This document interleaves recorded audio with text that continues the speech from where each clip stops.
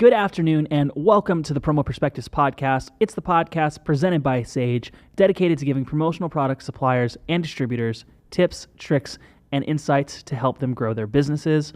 I'm Gabe Gotay, Senior Marketing Coordinator here at Sage, and today we're presenting a bonus episode to tag on to the episode that we just did covering AI. In this episode, I'm going to be sharing a discussion that I had with my friend, William Rubsamen. He runs the marketing for a small business called Whirlix Designs, and he uses AI prolifically in his day-to-day operations. So him and I talk about some of our favorite tools, some of the hurdles people need to overcome to start using AI, and some ways to set some guidelines to responsibly and ethically use these tools in your own businesses. So we'll go ahead and share that conversation with you now. All right. Hi, my name is William Rubsamen. I'm with Whirlix Design. I'm the Assistant Marketing Director. I'm here to talk a little bit about AI and how it can be leveraged appropriately and effectively within your organization. And I'm looking forward to chatting with you guys. William, I think one of the things we wanted to kind of start this conversation with was, why aren't people using AI? Because I don't know that there's anybody that hasn't heard of it. You know what I mean? It's become such a big talking point in the news. And, there's some fears I think that people have both about it in general as a technology or just about using it. But in your opinion, why do you think some business owners and marketing professionals haven't adopted it yet? Yeah, so it's a very valid concern. Any technology that has not yet been fully leveraged or even what they feel like has been around long enough to really see how it's transpired, it can be a little scary. And so a lot of organizations don't jump into it. For maybe the optics, maybe they get a little nervous about how their customers might see if they find out that they use AI. It's so ubiquitous in so many products nowadays, it's hard not to actually use AI. And so that's where it comes to the point where understanding how to appropriately use the softwares and how to make sure that your team or yourself knows how to properly leverage those softwares to get the best result that provides value to your customer base. And transparency, right? You got to have that transparency with your customer base that you probably are using it, and even with your team, right? If you are a team member and you're using artificial intelligence, communicating that with either your subordinates or people that you report to, that you're using it and using it well and effectively, it just opens that dialogue up. So it's incredibly important to just be transparent across the board, whether with your customers or with your team. And I think what you touched on there, and we'll talk a little more later about the right ways to use it and some of those kind of practices. But I think kind of the key point over all of that is that it's a tool. It's not a final product. Because I think, at least for me, the first time I started hearing about AI several years ago, it was about students cheating and, having ChatGPT write their essays for them. And now obviously that particular concern, we've adapted to that, right? Like there are generators, some free, some that teachers can use that will tell you how much of a piece of content was AI written versus how it was human. So that part is gone, but that doesn't mean that it's not a powerful tool, right? Like it kind of takes me back to, I think you and I were kind of the last generation that ever had a teacher tell us that we weren't going to be carrying a calculator with us everywhere that we went. And so we had to learn how to do long division. And that's not to say we shouldn't have learned how to do long division, but sure enough, we're all carrying around calculators in our pockets every day now. And everything from calculating tips to, working on my budget or some work task and having my phone there, that's a tool that I use. And these AI tools, they're the same thing. Like you shouldn't necessarily just use the first thing it spits out at you and call it a day, depending on what you're doing, right? Like there are steps you can use it to help you make a final product. Exactly. Yeah. It's meant to really reduce mundane grunt work tasks and streamline that experience. And that's really what, any business owner wants efficiency within their organization. And this is one of those tools that can if appropriately used, can deliver that efficiency. But it does take time to understand and how to communicate with the team and even with the models itself, how to get the best result. And another part, because you were talking earlier about kind of the fear of backlash from using AI or like bad perspective. This is a business podcast, right? Like we are using it for business. I think there might be some valid discussion about, is it right or wrong to use it for certain artistic purposes, like writing for creative works or music production, the replacement of real actors and voice actors, all that kind of stuff. But ultimately, what we're talking about is using it as a tool for your business operations. And at least in this audience, nobody's business here is Disney. Nobody here is making movies. Yeah. I think that the ethics of that are very different. Now, another thing when we were talking before about fears people might have would also just be like they're not confident in their technical ability to use it, Yes. right? Yeah. But I mean, at this point, I watch coworkers of mine who are a generation older. Well, they'll go to Chat GPT just as quickly as they'll go to Google when they know how to use it. It's very user friendly now. I don't think I think the hurdle is a lot lower than a lot of people might think it is. Yeah, and it's evolved and it'll continue to evolve over time.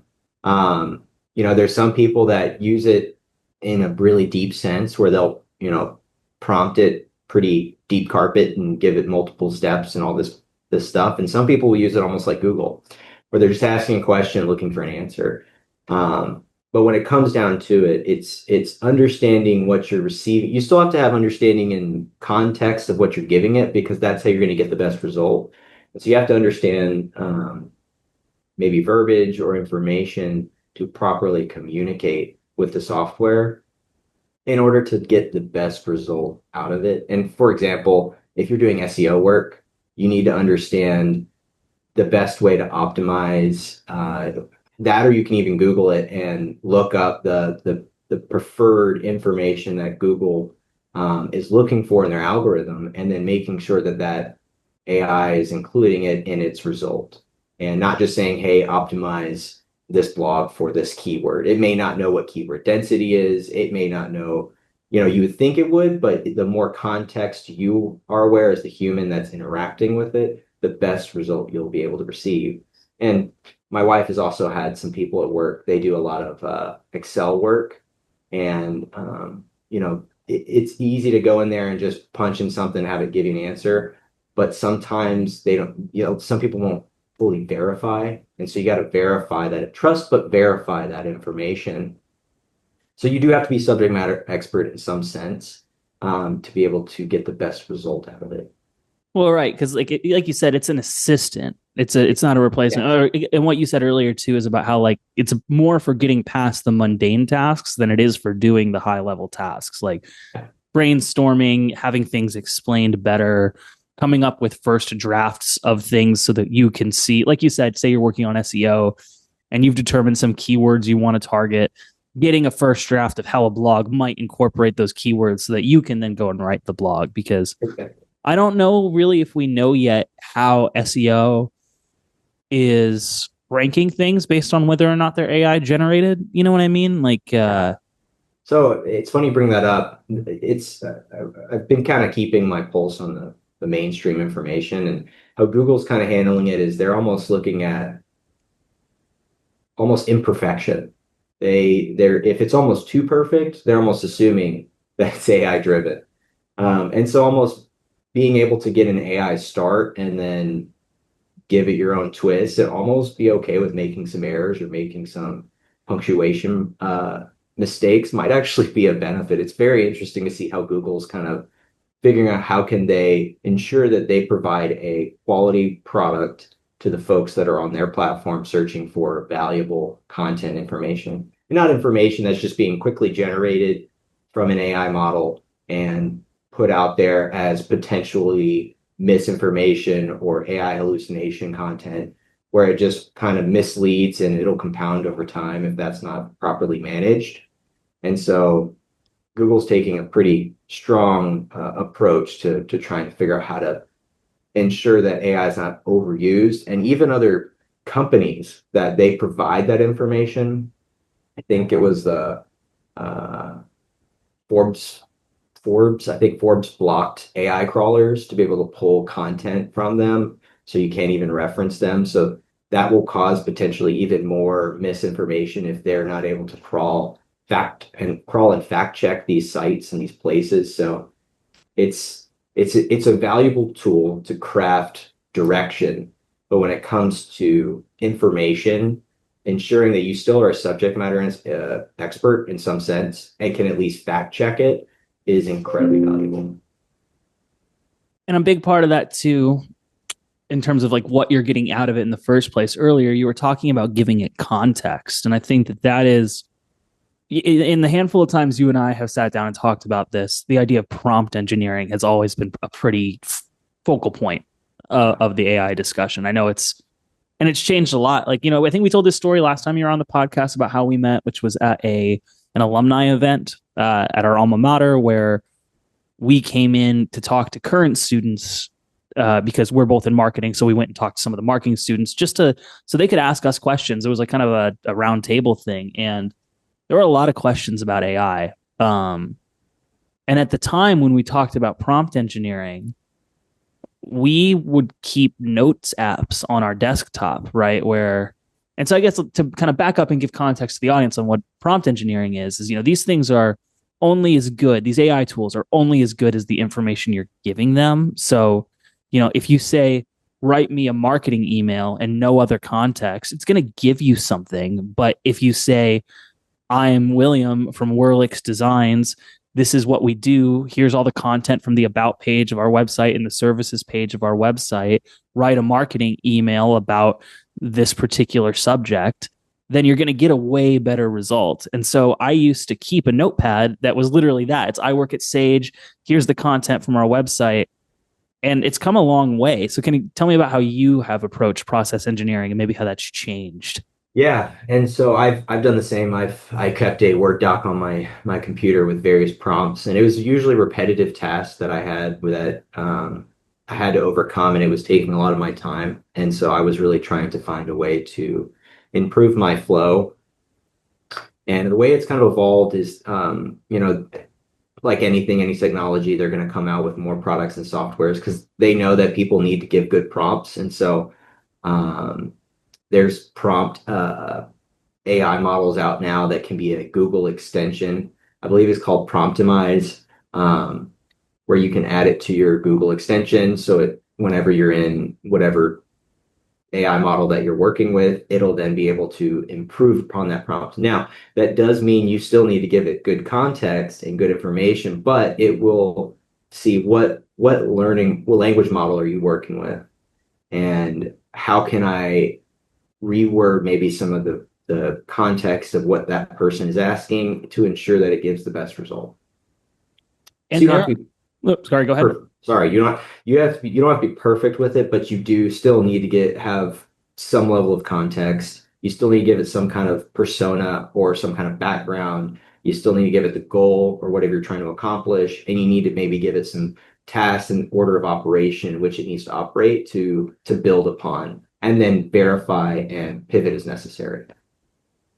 It is interesting watching these tools evolve in real time. Like, I mean, because it wasn't even 6 months ago, maybe, that we did that alumni panel.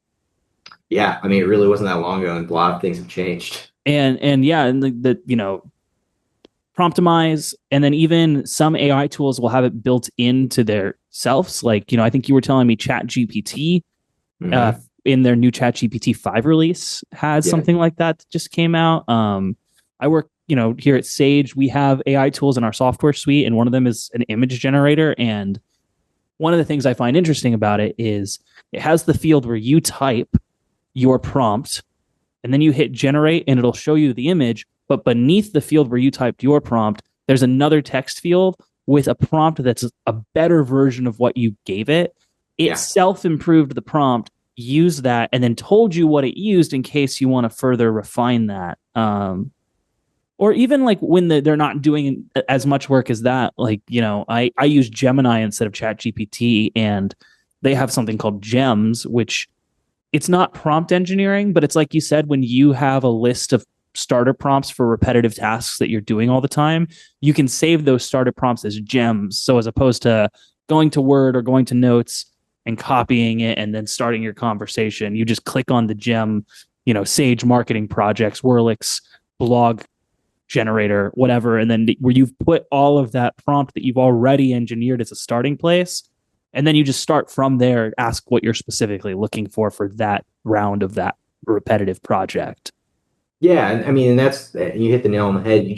There's so many different softwares that are even improving on how can you rinse and repeat. Most of the AI models too also have a library. They're not going to remove any of your past prompts. And so you can even go back to it and reuse the token and or the node and just re-engage with it. And it'll actually save them over time. And I've done that over a couple projects if I have to rework on like a web page and I have to optimize each page and I want to have a certain set of steps that I've built out, then I want to be able to reuse it over and over and over again so that I have a good list of what I've done and it's giving me the same result every time. I will say I have run into some limitations when going back to old tokens and old chats. Now, Gemini doesn't call them tokens, which might actually be more helpful. I haven't used ChatGPT to actually see the resource allocation that you have because with Gemini, and admittedly, this is kind of an outlier case, but some of these podcasts, when I don't have a guest on and it's just me talking into a camera, I'll write like a teleprompter script for that. And those scripts for a 30-minute podcast are about 5,000 words. And I have found if I'm having Gemini review more than one script and I'm going over kind of that 6,000 word mark, it won't even read past a certain point, even if it's within its text limit that I give it. And if I'm referring to older prompts in that chain and there have been some 5,000, 6,000 word blocks, it's going to lie about what was at the beginning because it doesn't remember and it'll just confidently make it up. But again, that's kind of an outlier case. I mean, the only other instance I could think where that would be common is if like for novelists maybe that are pasting like whole chapters of their book for review or something like that. But in the business world, I don't think you're going to hit that limitation too often. Yeah, I haven't hit it too much. I mean, because we also don't write crazy long content. So, I mean, it doesn't max it out too terribly much. But maybe if you have a really long web page or if you write like a white paper, it's a lot of content, a lot of context, and you're trying to provide a deep carpet analysis of something. And then you're wanting to maybe break that up into some other smaller medium, like a smaller blog or something like that. There might be a limitation to that. But that's where the human comes into play. You need to be able to evaluate it yourself and say, okay, what do I want to do? How can I compartmentalize this? And you can then break it up and then use it to carry, maybe brainstorm some other elements. That's why there's always got to be a human element. I mean, it's not going to replace anyone. I don't think it's going to replace anyone's job. It should support their job. It should. I mean, like I said, there are instances, because I'll be realistic, there are instances, particularly in the art world. Like I think it was Netflix or Disney. One of the big ones recently said they are going to be putting out projects that are functionally entirely AI generated. Like, I don't know if that means just like the animation or the voices or what, but you can see a world where writers and voice actors and animators and people are. But I am also interested to see if those are financially viable products that they put out when they don't have that human element guiding them strongly. I mean, you see movie studios fail all the time when there's too much corporate oversight on a movie and not enough human influence. But so let's talk that ethos, that human intervention a little bit. I mean, we're human. We want real stuff, but we want to accomplish so much in this fast-paced world. And it's hard to balance the two. So let's talk about some of our favorite tools. I mentioned that I use Gemini. Obviously, Sage is my favorite AI tools of all of them. But what are some of your favorite AI tools that you use kind of day to day? So I use Claude a lot. It is a copy mainly. It prepares some of the best natural language, really. And it's the only one I've been wanting to pay for because it gives me a really good flow to things. It's great to communicate with. I've gotten used to how I can communicate with it. And so I think I've been using it for a little over a year now, and it's gotten a little bit better, but it's stayed pretty consistent. They had it pretty well tuned right out of the gate, at least when I got it a year ago. What do you what do you use Claude for? Like some specific tasks that you would use it for? Yeah. So I have to communicate a lot to the team within our organization. And so sometimes when I have to put a lot of plans into place and maybe an attack plan. I'll give you an example. We're working with trying to communicate with a new market. And I knew how I wanted to communicate with the market, but I wasn't sure how I wanted to lay out the attack plan. And so I used it to brainstorm the attack plan, and I gave it the time frame, the dates we wanted to achieve things by, the goals, the resources we had at our disposal, and it was able to put together a pretty comprehensive plan that I was able to then divvy up to the team, and they were all given good explanations of what they needed to accomplish. So I've used it to generate something and brainstorm planning.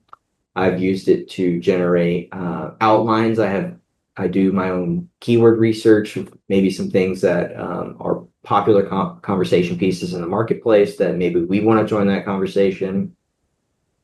And I will use the tool to maybe brainstorm on blog topics, maybe ways to frame those conversations, frame those topics, outlines, and then I'd be able to pick the one that I feel is going to be best to work with.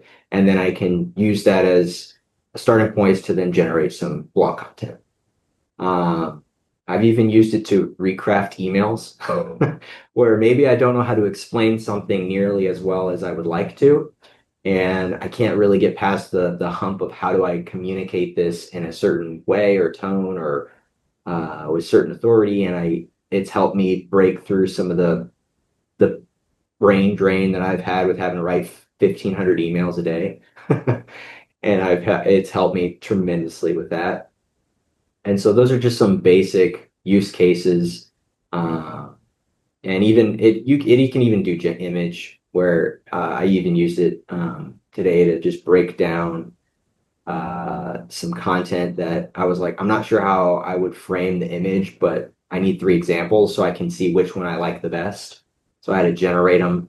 I've used Canva for that as well, where it's kind of given me some image ideas or graphics that I maybe just, because they have the templates, but to scroll through all those and kind of just pick one, it's a little mundane. So I like to give it what I'm looking for, what I'm trying to accomplish, and then I let that be the basis of design, where I'm able to then create something that's a little bit more compelling and unique to what I'm trying to say. So yeah. Yeah, I feel like you kind of touched on what I would consider to be the 2 major pillars of generative AI, which are text-based and image/video based, right? Yeah. I basically everything that you're describing that you use Claude for is what I use Gemini for, and what I would guess the majority of people who use AI use ChatGPT for. Not just for, like you said, writing the content, but for thinking things out, brainstorming. You give it all this information. Hey, how can I break this into a plan of attack for this market?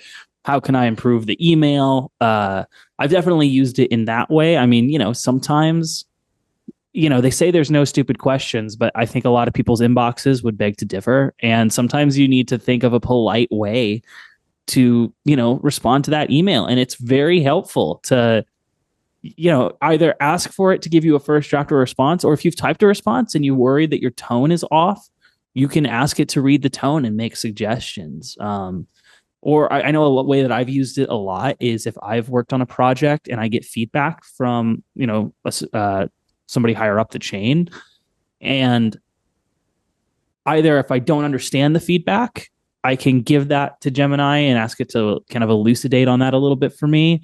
Or even if I've understood it, I can give it the original project, the feedback from the supervisor, and then what I plan to change in the next draft. And then I can ask it, have I hit all the points in this feedback? Or am I going to, make sure that I don't come back and say, hey, you didn't hear this part of what I said, and that's not just in in an email. You can really go as far to if you're having a Zoom meeting with somebody and you have the recorded transcript from that Zoom meeting, you can give it the whole transcript and it'll be like, hey, at this point, your manager said to make sure that you include an agenda and then to make meeting minutes from this. So make sure you include that in the revision. And so it's super, super helpful for all kinds of stuff like that.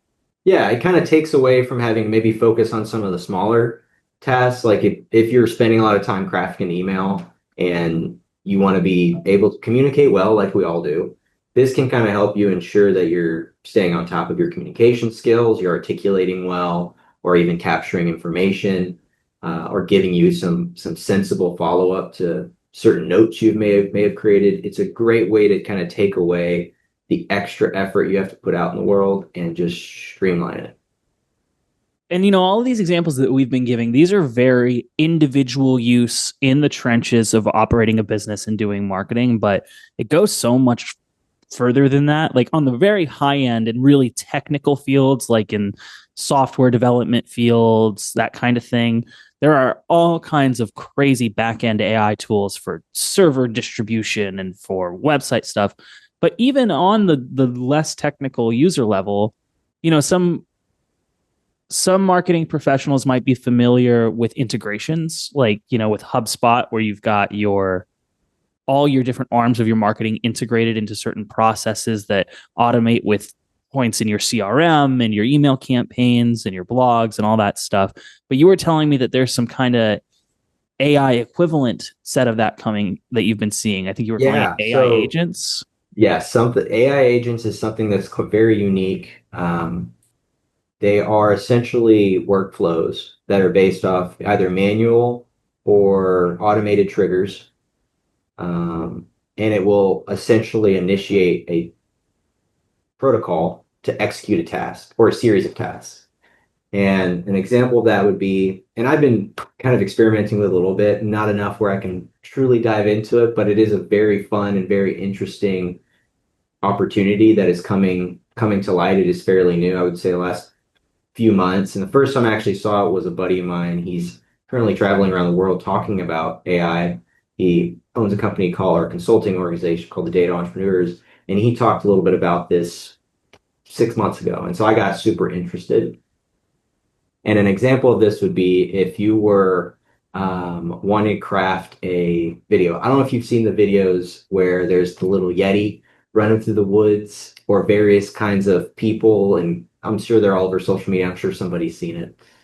But those AI videos are actually generated a lot of times from that 8am model, where essentially it links it to a goal, and it says, hey, I'm going to use this AI model to generate the imagery. I'm going to use this AI model to generate the voice. I'm going to use this AI model to write the script. And it's executing all that at one time. And it's insane to see how people are able to take, and it's even able to take things from other sources like Google Sheets, or actually quite a few other sources, as long as it's digital and it has the integration, and it just pulls it all in one place.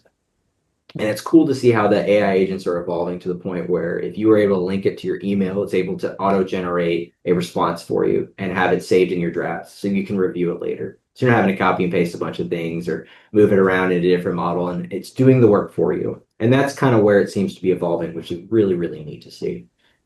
I'd be interested to see how that works into marketing workflows. Like, if you've got a content and a task calendar of like updating your blog so often, updating your web pages so often, making certain kinds of social media content, and you can use one of these like AI agent workflows to read the data of the success of your previous campaigns up to as soon as they're published, to inform, so that when you go into your content calendar, there's already recommendations about what you could be doing and what that could look like. And I think there's some cool things. Now, I think one of the things we wanted to wrap this conversation up with ties into what we talked about at the beginning about using these tools well and responsibly, and how to be cautious and diligent, because there are, especially once you start talking about automating and scaling, a lot of people view that as great. That's hands off the wheel, but you can't. I mean, just like off the bat, the biggest example I always give of the risk of this,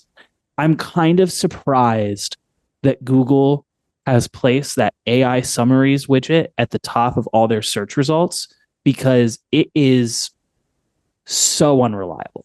Yeah. Like, generally speaking, if it's a really popular topic, like say it even not a business thing, say it's like an internet fandom related thing, like you're a big fan of Lord of the Rings and you want to know what was the deal with the Balrog or whatever, and you ask a question to Google, that is such a well documented topic that it's going to pull pretty accurate information. But that's something that's unimportant and that there's a lot of documentation for.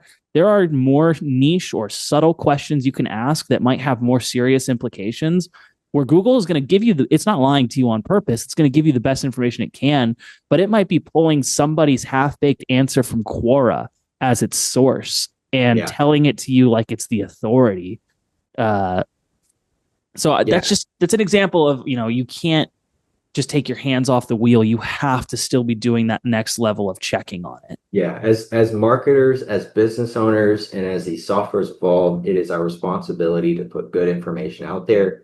Because if the nature of Google and the nature of really AI is just trying to scrape information off the web and provide the best information it can to the person entering in the query, asking the question, and trying to look for a result. And so it's our responsibility when we're creating these content elements and these pieces that we keep that in mind and don't just turn and burn. Because if we just turn and burn and put stuff out there, you're just setting a lot of things up for failure, for misinformation. The AI hallucination is a very real thing. And so you don't want to be a contributor of that. You want to be proactive to try to mitigate that as much as possible. Mm. And it's a conversation that I want to purport people to keep having. Like I said, I'm in support of using AI, especially in the business sense. But we have seen some real examples of what disinformation through social media can do all over the world. Yeah. And as things get easier, like with the AI agents bulk processing the creation of completely generated from scratch videos, texts, and images that look real, there are some very valid concerns about how that can be scary, but it's a tool. The Pandora's box is open. It's not going away. So the best we can do is to use the tools to better ourselves and our businesses in the world and use them responsibly. Absolutely. And I know you were telling me a bit about how your organization has kind of taken some steps on that, about guidelines for your team. Yeah. So every year we have an end of the year meeting, and we've been generating a guideline document, and it really just tells you what softwares are approved, any training methodology we need to address. I'll probably host a few hour, if not an hour, training about how to appropriately use these models. Very similar, like what we're doing right now, where we're talking about these things, having that transparency with the organization, having that transparency with the team members, and laying down clear expectations. As these things evolve, you have to set that tone with your team members and make sure that they're set up for success, because you don't want them to fail. You want them to be successful and use these tools well. And so if you're a leader, you need to hold them to a standard and give them a clear path to travel. And so that's what we've been working on and really working on to communicate well. And we have open conversations via email or in person within the organization, but we're planning to have a pretty big training, and we've set into place a guideline. Cool. All right. Well, I think that kind of covers the conversation, but is there any final thoughts you want to leave the audience with, or any plugs you want to make? Just trust but verify. Always trust but verify. There's a lot of people that'll just go out there and use AI as the final word, and it's easy, and people like to take the simple path. But if you want to use AI well and be successful with AI, trust but verify. Thanks again to William for coming back on the show. Always great to have you on and hear your thoughts. Audience, hopefully over these last 2 episodes, you've learned a thing or two about AI and gotten some ideas on how you can integrate these powerful tools into your daily business operations. Head to go.sageworld.com/podcast to listen to more episodes and register for the next live stream, and we'll see you there.